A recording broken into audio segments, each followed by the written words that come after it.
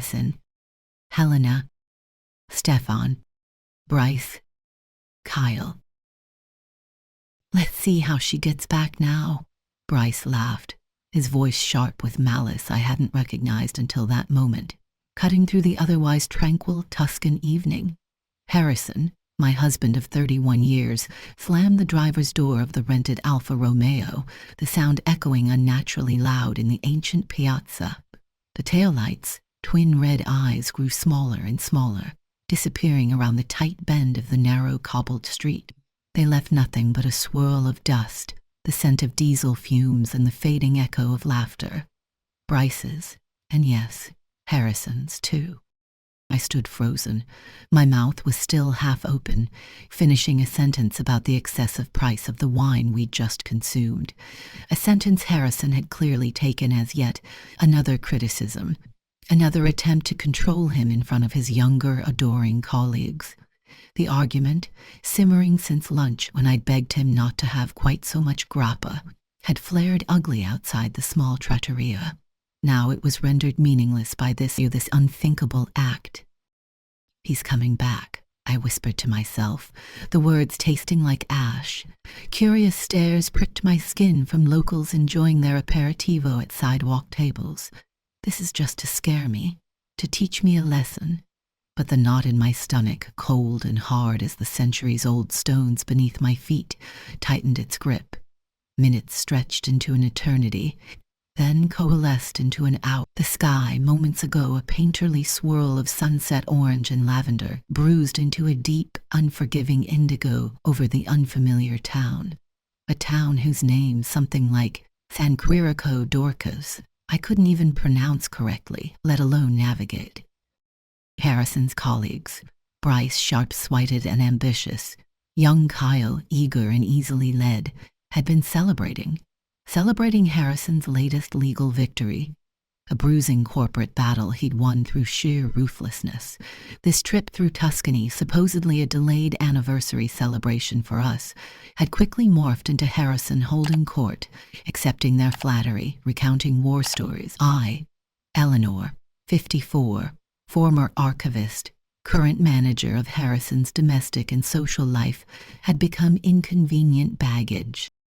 When I'd suggested we head back to the villa earlier, citing the winding roads and Harrison's grappa intake, Bryce had smirked. He'd murmured something to Harrison, low enough that I couldn't catch the words but understood the intent. Undermining me, painting me as the killjoy wife. Harrison's jaw had tightened. "Always trying to manage me, Ellie," he'd slurred later, outside the trattoria, his anger precise even through the haze of alcohol. Decades of unspoken resentments, my quiet sacrifices, met with his casual disregard, bubbled to the surface.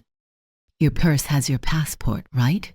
he'd sneered, the words striking like pebbles against glass, just before climbing into the driver's seat Bryce had eagerly vacated for him. "Then you'll figure it out. You're always telling me what to do." Kyle had giggled nervously in the back seat. Bryce just watched, his eyes cold. "Let's see how she gets back." Night fell completely. Reality sank its teeth in. The charming Tuscan town, picturesque by daylight, now felt alien and threatening. The cheerful trattoria light seemed to mock my isolation. I opened my small evening bag, the one Harrison insisted I carry because it looked better with my dress. Inside, my passport, a silk scarf, lipstick, tissues, and 87 euros, maybe $90. Not enough for a flight home from Florence or Rome, barely enough for a night's lodging, perhaps 2 if I was frugal. My credit cards? Securely in Harrison's wallet. He'd offered to carry them earlier, gallantly citing the inadequacy of my tiny purse, a gesture I now recognized as control, masquerading as convenience. I found the cheapest pensione I could, a cramped, musty room above a pasticceria, the smell of yeast and sugar a strange counterpoint to my rising panic. A narrow bed, a sink stained with rust, a single dim bulb overhead. The elderly signora who showed me the room spoke no English, her rapid-fire Italian a meaningless flow of sound. But her eyes, dark and succulent. She patted my arm, a gesture of sympathy that nearly broke me. Alone in the small, humid room, I pulled out my phone. Battery 18%. He's blocked me. Disbelief warred with a sickening certainty. 27 calls to Harrison, straight to voicemail. Texts marked delivered but unanswered. I tried Bryce, blocked. I tried Kyle, blocked. A shudder ran through me, cold despite the stuffy air. This wasn't a drunken impulse, a momentary lapse in judgment. This was calculated. This was deliberate cruelty, orchestrated or at least condoned by my husband of 31 years. Sleep was impossible. Hope, a stubborn weed, would surface. He'll realize. He'll turn back. He'll be ashamed, only to be choked by waves of panic and the chilling echo of laughter. By morning, raw-eyed and trembling, I'd almost convinced myself this nightmare had a simple, albeit humiliating, resolution. Harrison would return, perhaps shiffish, perhaps blustering, ready to blame me for overreacting to his joke. I would be furious, wounded, but ultimately relieved. Relieved enough to swallow this indignity, just as I'd swallowed countless others, to return to our carefully curated life in Boston, where he was his legal mind and I was his supportive, increasingly invisible wife, who'd long ago shelved her own quiet ambitions. But he didn't come. The second day bled into existence under a relentless Tuscan sun. The picturesque town square now felt like a stage upon which my humiliation was playing out in slow motion. Locals glanced at me with pity or suspicion as I lingered, nursing a single espresso I couldn't really afford, scanning every car that navigated the narrow streets. Hope dwindled with each passing hour, replaced by a gnawing certainty they weren't coming back. I rationed my remaining euros, forcing down a dry panina for lunch, the simple act of eating feeling like a betrayal of the turmoil inside. I walked the perimeter of the small town, checking the few other hotels, the wine shops, the tiny artisan stores, searching for any sign of Harrison's group, any clue they might have left behind. Nothing. By evening, the chilling realization solidified. They had simply continued their journey, likely heading towards Florence or Siena as planned, leaving me behind like forgotten luggage. On the third morning, the kindly owner of the cafe where I'd stretched out my single espresso for hours, a Signor Rossi with flour dusting his apron, took pity on me. He offered a free cornetto, and, through a combination of gestures and heartbreakingly broken English, gave me directions to the local carabinieri station. The officer on duty listened to my halting explanation with an air of weary resignation, as if abandoned tourists, particularly wives of a certain age, were a regrettably common occurrence. His English was as limited as my Italian was non-existent. I showed him Harrison's picture, the rental car details I vaguely remembered. He nodded, typed slowly into an ancient computer, printed a form filled with incomprehensible Italian, and had me sign it, a filed report. A sympathetic shrug, nothing more he could do. Bona fortuna, he'd offered, the words feeling hollow. That afternoon, standing numbly before the dusty window of a small shop displaying old coins and tarnished silver, a Compro Oro sign hanging crookedly above the door, I made the hardest decision of my life thus far. My fingers trembled as I twisted off the heavy gold bracelet from my wrist.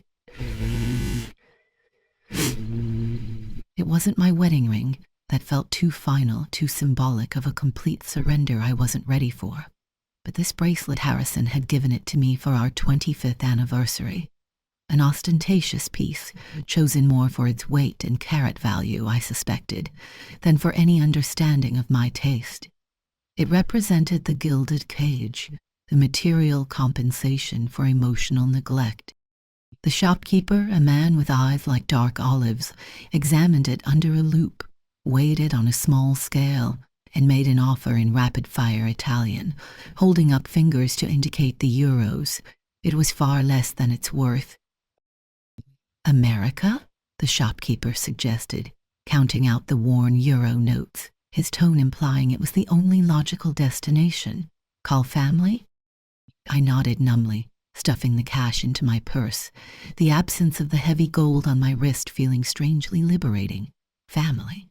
The word conjured images of my well-meaning sister, constantly reminding me how lucky I was to have Harrison, of my elderly mother sighing about how marriage requires compromise, of facing friends who had seen the cracks in our marriage long before I'd acknowledged them myself, cracks I'd plastered over with expensive renovations and forced dinner party smiles.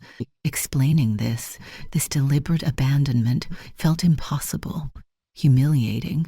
No, not America. Not yet. Maybe not ever. The small bus station was quiet, dusty sunlight striping the tiled floor. An electronic board displayed destinations: Firenze, Roma, Napoli, names that seemed to belong to a different world, a world of carefree tourists, not stranded wives.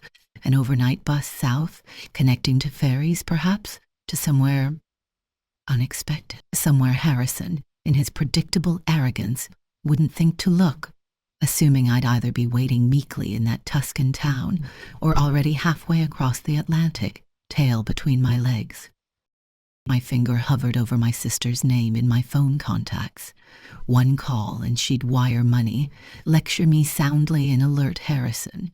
One call and I'd be pulled back into the orbit I'd orbited for 3 decades, back to the life where I had slowly, imperceptibly, made myself smaller to accommodate Harrison's expanding ego and demand. A memory surfaced. Harrison, years ago, finding my carefully catalogued research notes for a local history project I'd been passionate about. "Really, Ellie?" he'd asked, not unkindly, but with that familiar condensating amusement. "Archiving dusty papers. Don't you have enough to do managing the house and my schedule? Let's focus on what's important, darling." He gently steered me towards choosing new curtains for the dining room instead. I'd laughed it off then, eager for his approval. Sitting on the hard plastic bench in that desolate station, I saw it clearly, another fence post hammered into the enclosure he'd built around me. "Dove va, Signora? Where are you going?" The ticket agent, an older woman with tired eyes and a network of fine lines around her mouth, had been watching me stare at the departure board for nearly 20 minutes. The decision crystallized as I spoke the word aloud. A place plucked from a half-remembered travel documentary, a place that sounded remote, obscure, different.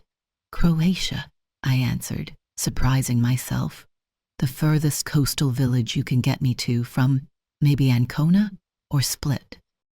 The woman consulted her screen, punched keys with practiced slowness. She issued a series of tickets: bus to Ancona, overnight ferry, another bus. The journey sounded exhausting, complicated, perfect. It felt less like running away and more like stepping off the map Harrison had drawn for me. The pawned bracelet had bought me not just a ticket, but a terrifying fragile chance at an unintended detour. 14 hours, or was it 16? Time lost meaning, measured only in the cramped confines of bus seats that smelled faintly of stale cigarette smoke, the lurch and sway of an overnight ferry across the Adriatic, the jolting progress of another bus winding along precipitous coastal roads. My body ached with a fatigue that went deeper than muscle, tunneling into my bones. Exhaustion, tension, and a gnawing hunger had become my constant companions. Finally, the last bus shuddered to a halt in what seemed less like a village square and more like a dusty widening of the road. A single taverna, its blue paint peeling, stood opposite a small whitewashed church. A few weathered fishing boats bobbed in the turquoise water. A tiny protected harbor. The air smelled sharply of salt, dried fish, and wild herbs I couldn't name. Time, perhaps. This was it. Corcula? No, the sign was different. La Vistis, it read, on the Pelgelisec Peninsula. A name I couldn't pronounce, in a country I'd never planned to visit. My phone had died somewhere between Italy and the Croatian coast. My remaining euros, converted into kuna at an extortionate rate on the ferry, felt pitifully inadequate in my pocket. the weight of what I'd done, or rather, what had been done to me, and my subsequent flight pressed down with suffocating force. The initial shock had worn off. Rage at Harrison simmered beneath the surface, but fear was the dominant emotion. Fear of the unknown, fear of my own inadequacy, fear of the utter isolation. Yet, as I stumbled towards the cluster of stone houses, exhaustion blurring the edges of my vision, a strange, unexpected flicker ignited within the fear, something that felt dangerously like liberation. 3 days of emotional whiplash, from humiliation to panic to desperate action, had stripped me bare. My carefully constructed identity as Eleanor Van. Who was left? I had no idea. My remaining kuna might cover 2, maybe 3 nights in the cheapest room I could find. After that, no plan, no friends, no contacts, barely a word of the local language beyond Havala, thank you, and Malim hastily from a phrase book on the ferry. But as I watched the setting sun paint the calm Adriatic waters in strokes of gold and rose, a profound stillness settled over me, a quiet I hadn't experienced in years, maybe decades. Harrison, in his casual cruelty, had intended to punish my perceived defiance, to teach me a lesson about dependence. Instead, he'd inadvertently severed the chains. It meant to strand me. The path ahead was terrifyingly uncertain, but for the first time in longer than I could remember, it felt, in some small, bewildering way, like my own. I needed somewhere to stay, near the harbor, a small sign, hand-painted with a naive rendering of an anchor, read, Sabe, Rooms, Zimmer. Below it, another sign indicated a small konoba, a local tavern. Hope, fragile but persistent, stirred. I pushed open the heavy wooden door. Inside, the air was cool and smelled of garlic and grilled fish. A few old men nursed drinks at the bar, their conversation halting as they turned to look at the stranger. Behind the bar, wiping down the counter, stood a woman likely in her late 60s, her gray hair pulled back severely, her face a map of deep lines, her eyes sharp and assessing. Sober? I asked, my voice raspy. Room? She nodded slowly, her gaze taking in my travel-worn clothes, my obvious exhaustion, the faint bruising under my eyes. She spoke, presumably asking a question, but her Croatian was quick, accented. I shook my head, trying the few words I knew. English? Englishki? She sighed, a sound of weary patience, and gestured for me to follow her up a narrow, winding staircase behind the bar. The room she showed me was small, starkly simple, but impeccably clean. Whitewashed walls, a narrow bed with a crisp white sheet, a small wooden table and chair, and a window overlooking the harbor. She named a price in Kina, a figure that seemed blessedly reasonable. I nodded gratefully, counting out the note. She introduced herself, pointing to her chest. Helena. I mimicked the gesture. Eleanor. L.E. Helena nodded again, her expression unreadable but not unkind. She left me alone in a clean, simple room in a tiny village at the edge of the Adriatic, with a handful of cash, a dead phone, and absolutely no idea what tomorrow would bring. The unintended detour had truly begun. The Croatian sun beat down with surprising intensity for late afternoon, as I wandered, aimless and increasingly desperate, away from the tiny harbor village of Luvist. My impractical sandals, bought for elegant Tuscan dinners, offered little protection against the rocky, uneven path. My small water bottle, purchased at the Konoba, had been empty for hours. Dehydration, combined with gnawing hunger and the cumulative emotional exhaustion of the past week, made the world tilt and shimmer around me. Silver-green trees lined the dusty track, their leaves rustling like old secrets in the warm breeze. Olive groves, I realized dimly, just as my knees buckled. The stony ground rushed up to meet me. Barely felt the impact, only a dull thud and the sharp scent of crushed time released from the dry earth. Darkness crept in at the edges of my vision. A strange calm washed over me. Abandoned by my husband in Italy, only to collapse alone in Croatia. There was a certain bleak symmetry to it. Perhaps this was how it ended. I closed my eyes, succumbing to the overwhelming weariness. Gospodo? A woman's voice, sharp with concern, cut through the haze. Weathered, strong hands turned me over gently. An elderly face swam into focus above me. The same deeply lined face, the same sharp, assessing eyes I'd seen behind the bar. Helena. She spoke rapidly in Croatian, patting my cheeks, her expression a mixture of alarm and exasperation.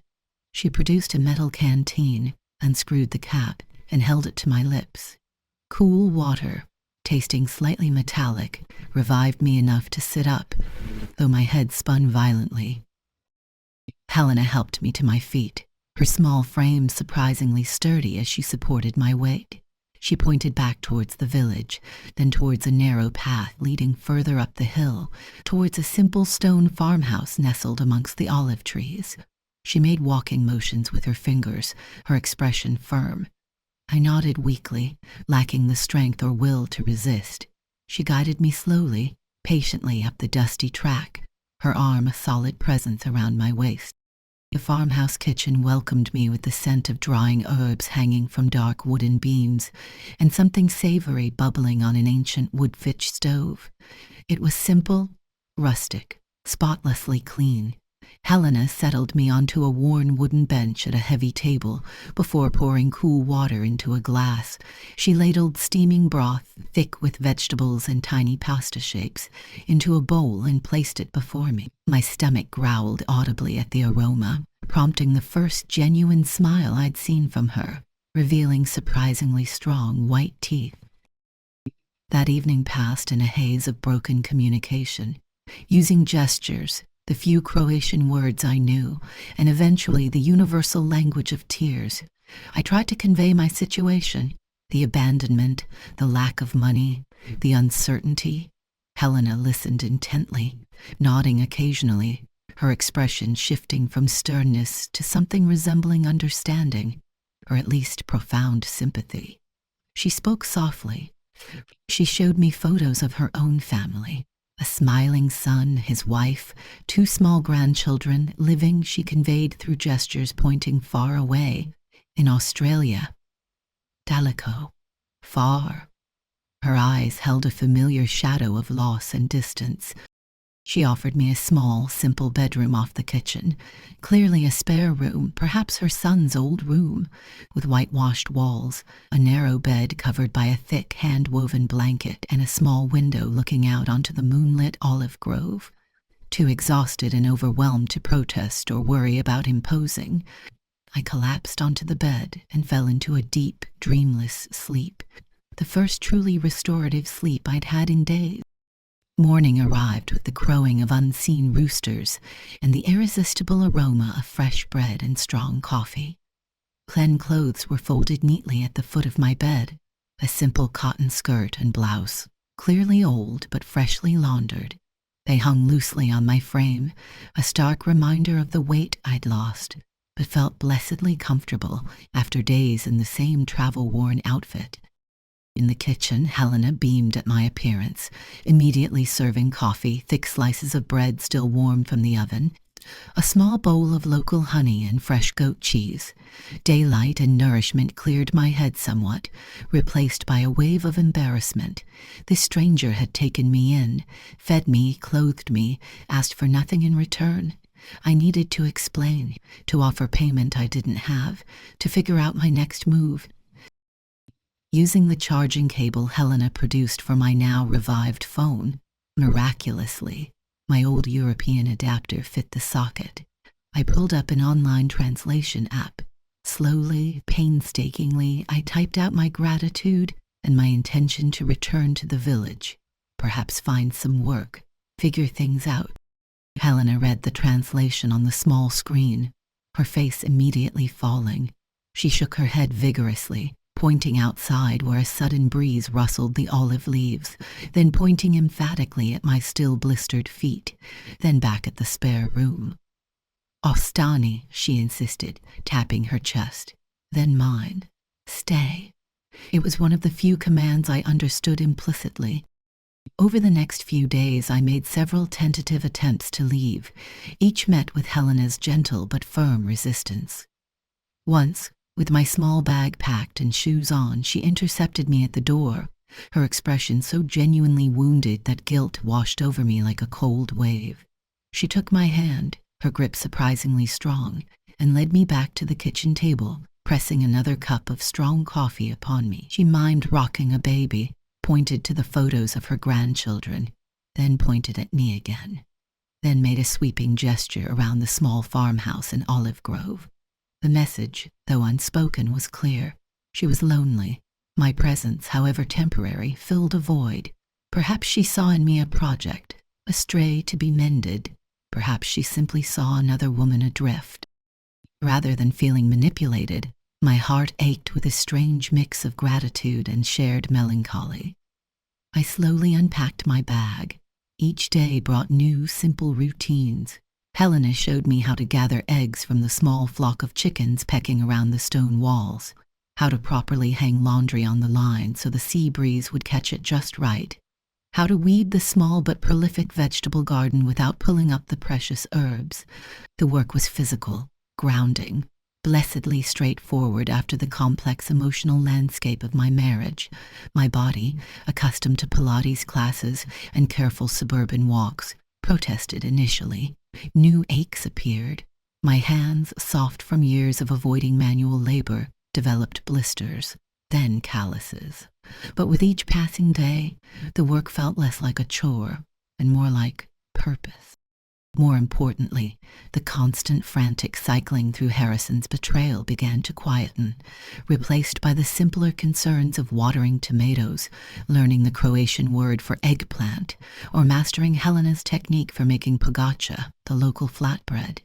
In the evenings, sitting on the stone terrace while Helena knitted or mended clothes, the setting sun turning the sea to liquid gold, I experienced moments of unexpected peace. The betrayal still stung, a deep, visceral wound, but here, surrounded by ancient olive trees, the rhythm of the seasons, and the quiet kindness of a stranger, it began to feel less like the end of my story and more like a stark, unwritten chapter. 2 weeks dissolved into the rhythm of the small farm. 2 weeks since I'd stumbled, dehydrated and desperate, into Helena's orbit. 2 weeks of simple food, physical work, and the slow, patient rebuilding of my shattered equilibrium. One afternoon, as we sat companionably on the shaded terrace, shelling peas from her garden, Helena studied my face, her dark eyes thoughtful. She gestured towards my phone, lying dormant on the table. Then she made a flying motion with her hand, pointing west, towards the unseen Atlantic. The simple question struck me with unexpected force. Home. The word conjured our imposing Boston house, filled with expensive objects but devoid of genuine warmth. It brought Harrison's face into sharp focus, not the charming public persona, but the private Harrison, the subtle criticisms, the control disguised as concern, the casual dismissal of my thoughts, my feelings, myself, his helpful management of our finances that left me without independent access, his gradual discouragement of my friendships. They're not really our kind of people, are they, Ellie? His patronizing amusement at my long-abandoned archival work. Tears, hot and sudden, spilled down my cheeks. Words poured out, a torrent of English Helena couldn't fully understand, but the emotion transcended the language barrier. I spoke of Harrison's betrayal in Tuscany, the calculated cruelty of the abandonment, the years of slowly surrendering pieces of myself to maintain a fragile peace, the suffocating weight of being merely an accessory to his life. Helena listened patiently, her lined face etched with empathy. Her weathered hand covered mine as I spoke, a simple gesture of solidarity that meant more than 1,000 words of comfort. When my flood of words finally subsided into choked silence, she pointed towards her own heart, then gestured around the small stone farmhouse, the olive groves, the glittering sea beyond. Finally, she pointed back at me. The message was unmistakable. You have a place here, if you want it. Rediti, I said carefully, using the Croatian word for work. I mimicked picking olives, kneading dough, feeding the chickens. Ja ostaj, ja radim. I stay, I work. Helena's smile bloomed, slow and radiant, like the sunrise over the Adriatic.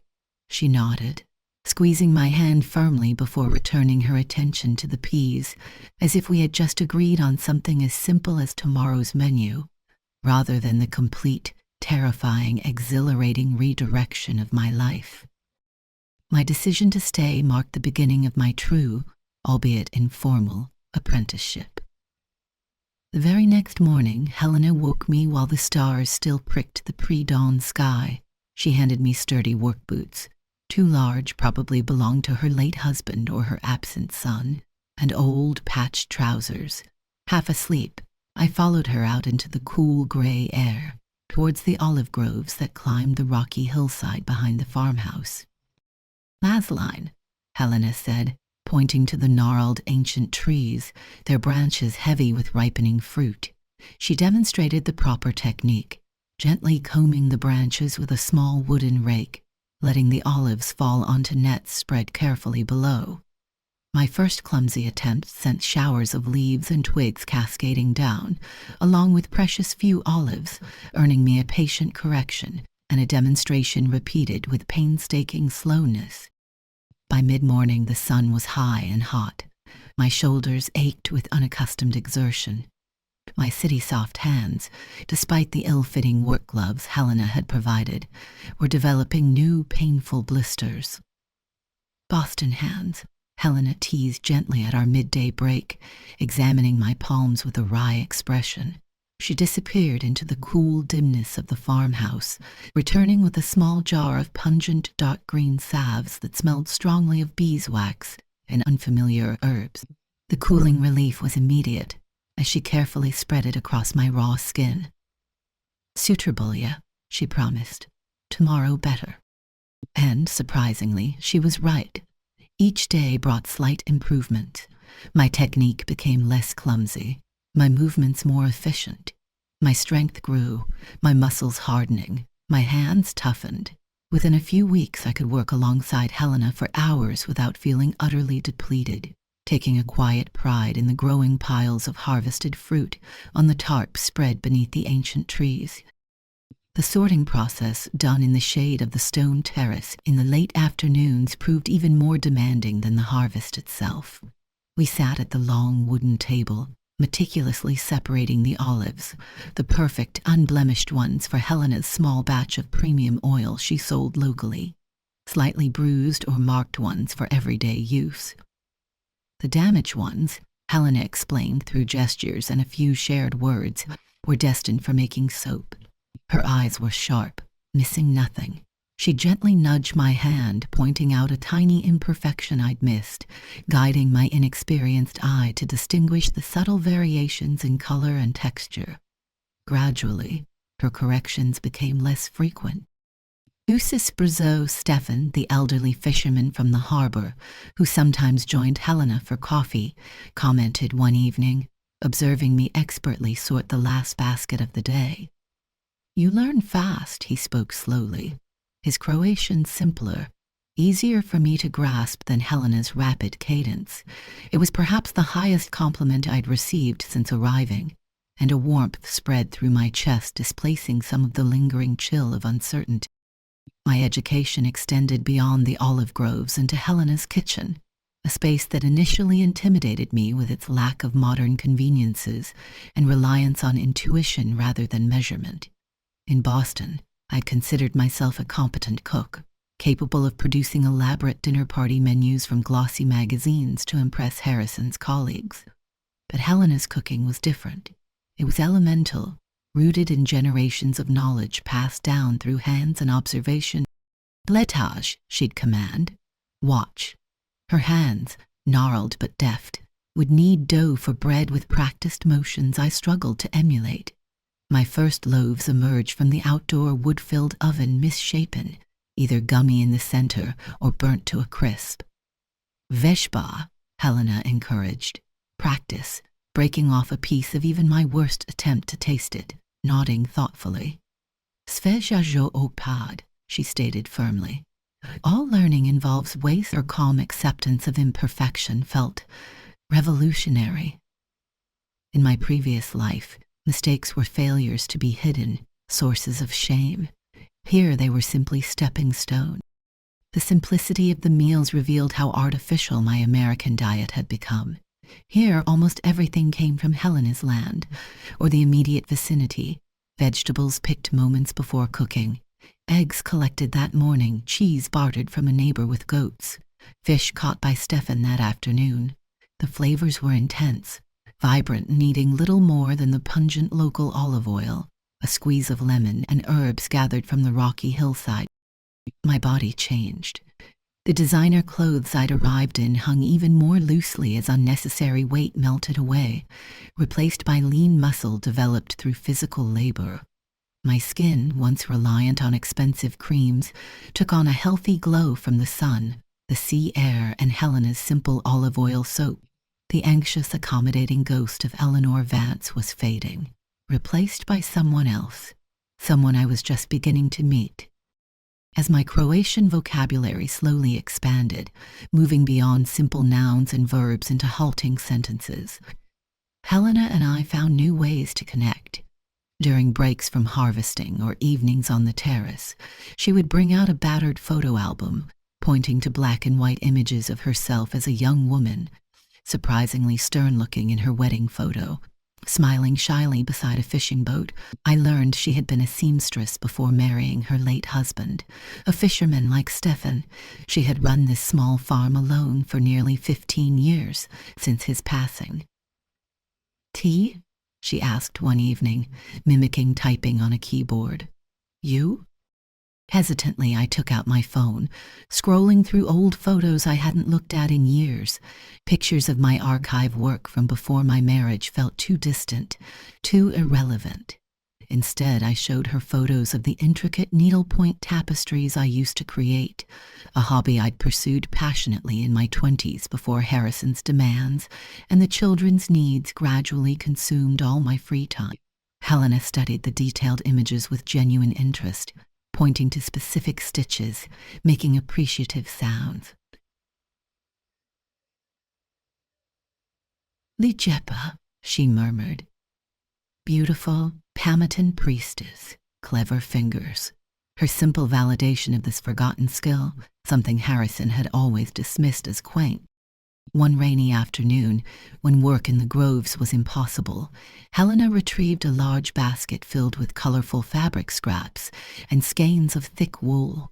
She began demonstrating how to make traditional paska chipka, the intricate lace native to a nearby island, a craft requiring immense patience and dexterity. My initial attempts were clumsy tangles of thread. Helena patiently unraveled my mistakes, her gnarled fingers guiding mine, her instructions slow and deliberate. My first completed piece, weeks later, was a small, uneven coaster, riddled with imperfections. Yet, I held it with a sense of accomplishment far exceeding the satisfaction I'd ever derived from choosing the perfect caterer for one of Harrison's parties. Other small handmade things followed, a roughly woven rush mat learned from another village woman, simple clay pots formed under Stefan's bemused guidance down at the harbor where he mended his nets. Each object, imperfect but tangible, represented hours of learning, connection, and quiet focus. My small room began to fill, not with expensive acquisitions, but with items imbued with the value of my own effort and the generosity of this unexpected community. My attachment to the flawless, curated perfection of my Boston life diminished with each stitch learned, each lump of clay shaped. After nearly 3 months of working alongside Helena, sharing her simple meals, Living under her roof without any formal arrangement beyond my contribution of labor, she approached me one morning as we cleaned olives. Stefan stood beside her, looking unusually solemn. They led me not to the groves, but to the small stone shed where Helena pressed her olives using an ancient hand-cranked press and bottled the oil in simple glass bottles with handwritten labels. She showed me the modest inventory, the result of our shared harvest. Pijaka, Helena announced, pointing to a date marked on the dusty wall calendar. Market day, in the nearby town, Tidodi. You come. The town market was a vibrant chaos of sights, sounds, and smells. Farmers displayed pyramids of gleaming vegetables. Fishermen laid out silvery catches on ice. Women sold cheese, honey, wine, and handicrafts from makeshift stalls. Helena and Stefan set up their small table, arranging the bottles of golden green olive oil, jars of preserved olives, and rough bars of homemade olive oil soap. To my surprise, Helena positioned me at the front of the stall, nudging me forward. "Govori," she instructed. "Speak." My Croatian was still halting, laced with mistakes, but interacting with customers, a mix of locals and curious tourists from a docked sailing yacht, forced me to practice. I described the oil, explained the traditional process Helena used, managed basic transactions. There were moments of confusion, laughter, and shared understanding facilitated by smiles and gestures. Sales were modest but steady. As the market wound down, the afternoon sun casting long shadows across the square, Helena counted the day's earnings. She separated a small portion of the kuna notes and pressed them into my hand. "Sve dio," she said simply. "Your part. Postin rad. Postina plaka. Fair work, fair pay." I stared at the crumpled notes. The amount was small, perhaps equivalent to what Harrison might spend on a single bottle of wine without a second thought. Yet this money felt different, heavier, more real. It was independence, earned through my own labor, no strings attached, no unspoken expectations of gratitude or subservience, just fair compensation. That night, back in my small room at the farmhouse, I placed the money carefully in an empty tea tin. Occasionally I reached out to touch the tin, confirming its reality. In 31 years of marriage, Harrison had always handled the money, simplifying things, he claimed. I had access to credit cards linked to accounts he monitored. A household allowance he dispensed. This small cache of kuna represented the first tangible step towards rebuilding a life of belonging entirely to me. As I drifted toward sleep, the rhythmic chirping of crickets replacing the familiar hum of Boston traffic, I realized I hadn't thought about Harrison, not truly, for hours. My mind had been too occupied with calculating change in kuna, translating compliments about the olive oil, and feeling a quiet pride in our product. The space he had occupied in my thoughts for so long, a vast and demanding territory, had shrunk, crowded out by the scent of olives, the cadence of Croatian, and the growing certainty that I was capable of far more than he, or even I, had ever believed. A small infusion of cash from market day, followed by a few more successful market trips, emboldened me. Helena, seeing my rudimentary grasp of numbers and organization, began letting me help with her simple record-keeping. A battered ledger book where she meticulously recorded oil production, sales, and expenses in looping old-fashioned script. Seeing an opportunity, I used some of my earnings to buy a cheap notebook and pens. I started organizing the information more clearly, tracking inventory, calculating profit margins, however small, identifying which products sold best. Helena watched, initially suspicious, then intrigued. Her grandson in Australia had tried to set up a computer system years ago, but it had quickly fallen into disuse after he left. My simple paper system, however, she understood. Pamitan glava. She nodded approvingly one evening, tapping her temple. Smart head. Dobro zao po sao. Good for business. With her blessing, I began implementing small changes. We created new, clearer labels for the olive oil bottles, using my recovered design skills and a translation app to add descriptions in English and German alongside Croatian, targeting the tourists who occasionally passed through. I suggested bundling oil and olives as a gift pack. Tiny improvements, but they made a difference. Sales at the market increased slightly. Stefan even secured a small, regular order from the owner of a slightly larger restaurant in the next town over, impressed by our professional labels. My improving language skills helped forge connections beyond Helena and Stefan.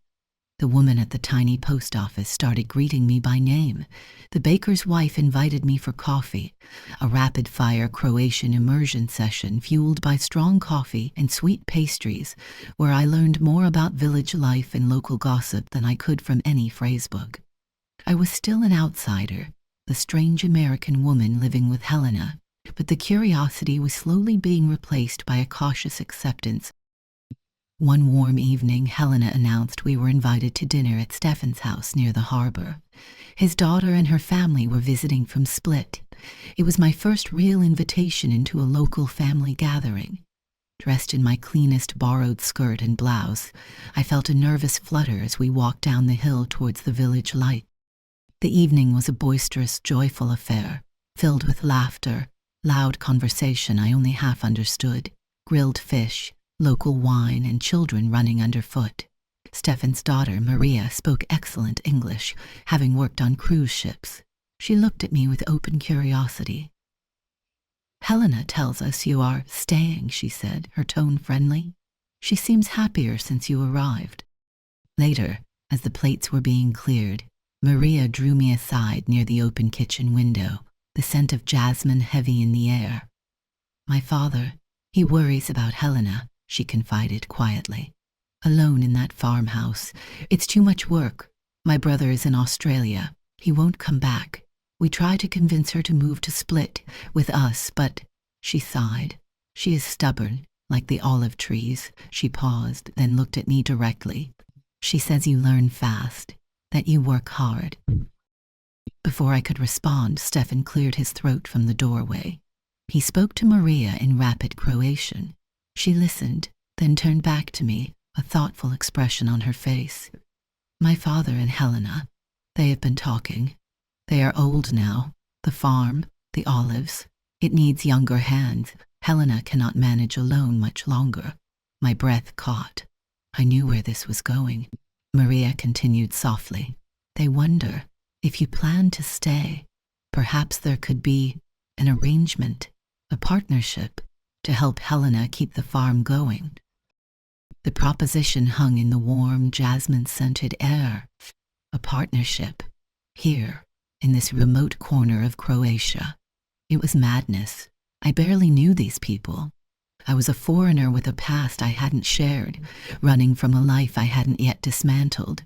Yet, the thought of continuing this simple, demanding, unexpectedly fulfilling existence, the thought of having a real stake, a real purpose, it sent a jolt. I don't know enough," I stammered, the practicalities crashing in. "The trees, the oil pressing, the business." "Usis," Maria said, echoing Stefan's earlier words. "You learn. Helena sipoju kavati. Helena will teach. Nema sipoj." That night marked the beginning of a more focused apprenticeship. No longer just a helper, I became Helena's designated successor in training. She patiently explained the nuances of pruning the ancient trees, the critical timing of the harvest based on subtle changes in olive color, the secrets of her traditional cold press method that yielded such flavorful oil. Stefan shared his knowledge of the local market, the unwritten rules of bartering. My life took on a new shape, defined not by Harrison's demands or social obligations, but by the seasons of the olive grove, the ebb and flow of village life.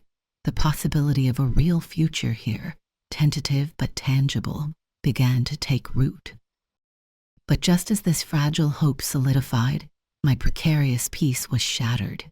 An email notification pinged on my phone late one evening, startling me in the quiet farmhouse kitchen. I rarely checked my old Boston email account, unwilling to confront the digital ghost of my former life, but the sender's name froze my blood. Harrison Vance. Subject: found you. My hands trembled as I clicked it open. The message was brief, chillingly devoid of emotion, stripped of any pretense of concern. Eleanor, my investigator has located you in some god-forsaken village in Croatia. This nonsense has gone on long enough. I am flying into Dubrovnik on Thursday. Be ready to leave. We will put this unfortunate episode behind us. Thursday, 3 days from now. The room spun. Panic, cold and absolute, seized me. He wasn't asking. He was commanding. After months of silence, after abandoning me without a backward glance, he expected to simply reappear and reclaim me like misplaced property. I stumbled out onto the stone terrace, gasping for air, the phone clutched in my hand like a venomous snake. Helena looked up from her knitting, her brow furrowing as she saw my face. "Sto Jabila?" she asked gently. "What is it?" "Harrison," I managed, the name feeling alien on my tongue. "Ondalazi. He is coming. Set Vertak. Thursday." Helena's eyes narrowed. She set down her knitting, reached across the small table, and placed her weathered hand firmly on top of mine.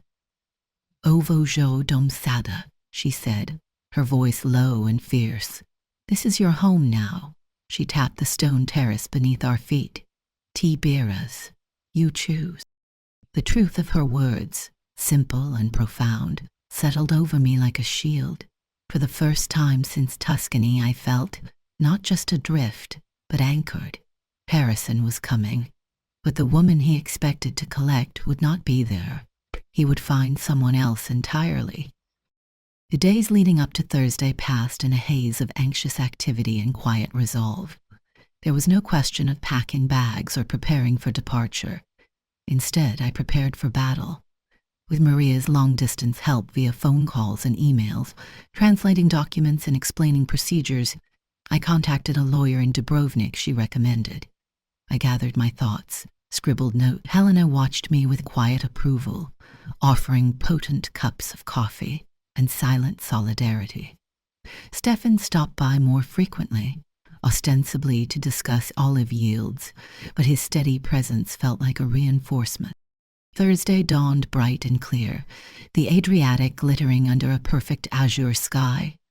I was helping Helena strain freshly pressed olive oil in the cool darkness of the stone shed when the unfamiliar sound of a powerful car engine disturbed the rural peace. Not the sputtering rattle of local vehicles, but the smooth, expensive purr of a high-end rental. Helena wiped her oily hands on her apron, her expression grim. "Anja, Oja," she said softly. "He is here." My heart hammered against my ribs like a trapped bird. Harrison stood beside a gleaming black Mercedes, looking profoundly out of place against the rustic backdrop of the stone farmhouse and dusty olive trees. He wore expensive linen trousers and a crisp blue shirt, sunglasses perched on his perfectly trimmed hair. He surveyed the scene with an expression of mingled distaste and impatience. He hadn't seen me yet, giving me a precious few seconds to steady myself, to root my feet to the ground that felt increasingly mine. This man, who had once defined my entire world, now looked diminished, less substantial against the ancient landscape that had become my refuge. "Harrison?" I called out, my voice clearer, stronger than I'd expected. He turned, startled. The shock that registered on his face was almost comical, quickly followed by disbelief as his eyes swept over me. He took in my simple work clothes, my sun-brown arms, my hair tied back in a practical scarf, the calluses visible on my hands. Recognition warred with utter incomprehension. "My God, Eleanor," he finally managed, the familiar tone of disapproval instantly resurfacing, the tone that once would have sent me scurrying to fix whatever displeased him. "What in God's name has happened to you? Look at the state of you." The criticism, once so potent, now felt irrelevant, like static from a distant station. "Life happened, Harrison," I replied, taking a few measured steps towards him, stopping well outside his personal space. "What are you doing here?" He removed his sunglasses, attempting to slide into his practiced, charming offensive, extending his arms slightly as if expecting an embrace. "I've come to take you home, of course. This situation has gone on long enough, don't you think? Whatever point you were trying to make." "This isn't about making a point," I interrupted, holding my ground. "This is about making a life." His smile faltered. Behind me, I heard the soft scrape of sandals on stone. Helena had emerged from the shed, Stefan materializing silently from the direction of the harbor path. They positioned themselves unobtrusively nearby, silent sentinels. They couldn't understand our English, but they understood the dynamics, the tension. Harrison noticed them, his expression hardening. "Are these the people you've been staying with?" His tone dripped with condescension. "Have they been holding you here because if this is some kind of hostage situation?" "They've been teaching me," I cut in sharply, "about olive farming, about hard work, about community, about kindness without conditions." I gestured towards the groves climbing the hill. "Helena has offered me a partnership. I have a business here, a future—" Disbelief warred with outright anger on his face. "A business? Eleanor, be serious. You're an archivist. Well, you were an archivist. You manage households, you don't run farms. This is some ridiculous middle-aged fantasy brought on by— By what? A little spat in Italy?" He tried a placating tone. "Look, I admit, I shouldn't have left you like that. It was stupid. Heat of the moment, Bryce and Kyle were egging me on." "I've apologized?" I echoed, incredulity rising like bile. "When? In what universe does tracking me down via private investigator and demanding I return constitutes an apology?" His jaw tightened. "Fine. I'm sorry I left you in Tuscany. It was immature, wrong, unprofessional. There, happy now? Can we please move past this? Why did you even look for me, Harrison? It's been months. Why now?" He shifted uncomfortably, glancing towards Helena and Stefan, who watched him passively. "Can we discuss this privately? In the car? They don't speak English and have nothing to hide from them. Why now?" His shoulders slumped almost imperceptibly. "Things are complicated back home. Your sister keeps calling. Friends are asking questions. Clients noticed your absence at the Henderson Gala. It doesn't look good. Bad for your image," I finished for him, the pieces clicking into place. "It damaged your reputation." "Our reputation," he corrected sharply. "Our life together, the one we built over 30 years. "The one you built," I countered, my voice gaining strength. "The one where I gradually became a supporting character in my own story. Tell me, Harrison, did you even notice how unhappy I was before Italy? Did you care?" His face darkened. "We had a good life, Eleanor. A beautiful home, financial security, respect. What more could you possibly want?"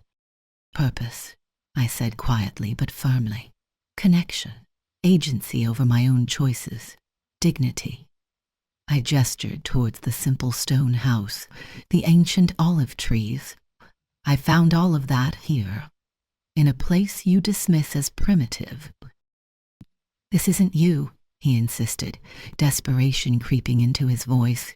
"The Eleanor I know wouldn't choose this dirt, this manual labor, this poverty over comfort and status."